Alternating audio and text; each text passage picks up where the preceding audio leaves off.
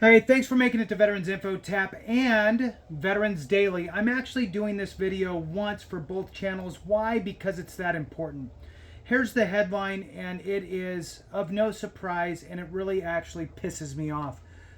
The VBA, which is the Veterans Benefits Administration, this is where you file your claims for disability compensation and so forth. The headline is, VBA did not identify all Vietnam veterans who could qualify for retroactive benefits. Go figure. And what are you told? You're told, sit back, relax. We're going to reach out to each and every one of you. And look, they didn't. So it's really frustrating. I want to read through this. It's fairly short, but I definitely want to get this information out to those that are not aware. This just came out yesterday, which is June 27th, and I'm pushing it out here this evening as a bit of a late post for you guys, but it's just frustrating. And so again, thank you for watching both channels. I really appreciate it. Clay is not here with us. He is on a pseudo, ninja stuff, and he'll be back here hopefully, I think, next week. But wanted to get this out to you. All right, so jumping into it, the OIG conducted this review to determine to what extent VBA identified veterans potentially eligible for prior disability claim re-adjudication and retroactive benefits under the National Defense Authorization Act, the NDAA, and identified two missed populations. Of the approximately 86,894,000 veterans and their spouses and their families and everybody else who's affected and impacted by this. In the first data set with the NDAA diseases in their VHA medical records, about 36,125 were entitled to approximately $836.8 million in unpaid benefits. In a time, by the way, where inflation sucks and everybody is rubbing nickels together hoping they could manifest a damn quarter. So it's this failure that really, really irritates me, because this is a leadership problem. I'm sorry. Look, there's been great things. I get it. But this is absolutely a leadership problem within the VA. The VA secretary has been asked to resign by congressional members, and I get it. Look, political sides, blah, blah, blah, all that stuff. I don't really care. I don't care if it's an R or a D next to anybody's name when they appoint somebody to the VA. I care about what they're doing for us, and are they holding the agency, the department, accountable to serve us, veterans, surviving spouses, dependents, and so forth. They have fumbled and dropped the ball so many times in putting who takes the brunt of that? Veterans. And which ones? The most vulnerable, right? It's just unacceptable. All right, let's move on. I'm just going to read through it. I'm getting too ridiculous. All right, so a VA senior management advisor stated VHA records were not involved in re-adjudication determinations because VBA did not have ready access to VHA. The VA is a three-headed monster. VBA, the Benefits Administration, VHA, the Health Administration, and the National Cemeteries Administration. The three don't really talk well with each other. Again, leadership issues, right? If I was there, rule number one would be making all these things talk together better for the benefit of veterans. Anyway, let's move on. So,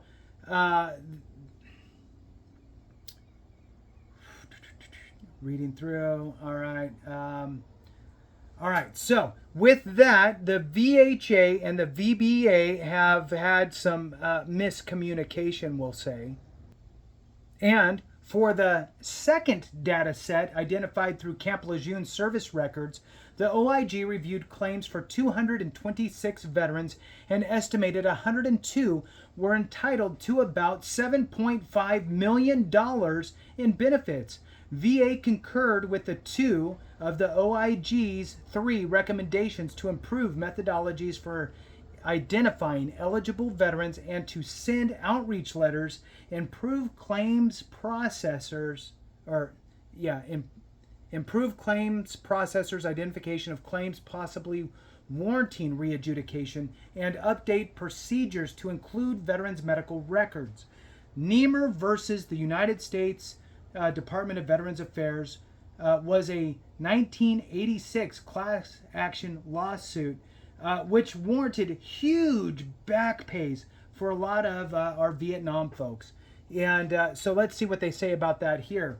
So Niemer versus U.S. Department of Veterans Affairs was a 1986 class action lawsuit in which Vietnam veterans and their survivors alleged VA had improperly denied their compensation claims for service-connected disabilities caused by herbicide exposure during military service. In 1991, VA was required to re-adjudicate claims filed by Vietnam veterans. When regulations add new presumptive diseases of service connection, like hypertension for Vietnam vets, right? So hypertension would be a new one through the PACT Act. So when regulations add new presumptive diseases of service connection, VA must search its records to find eligible claimants and award benefits without requiring action by the claimant. So the easiest best case scenario for the VA in this situation would be Vietnam veteran filed for hypertension in whatever, right? 2010. They were denied. Then the PACT Act came through, added hypertension as a presumptive condition. The VA has all that information. The VA is supposed to go, look, you filed for hypertension back here. It wasn't a presumptive. You didn't prove the nexus, but now it's a presumptive. No need for a nexus. We have everything we need. So let's go ahead and knock this out for you. So moving on from there, when regulations add the new presumptive diseases of service connection, VA must still, again, search its records to find eligible claimants and award benefits without requiring any action by the claimant.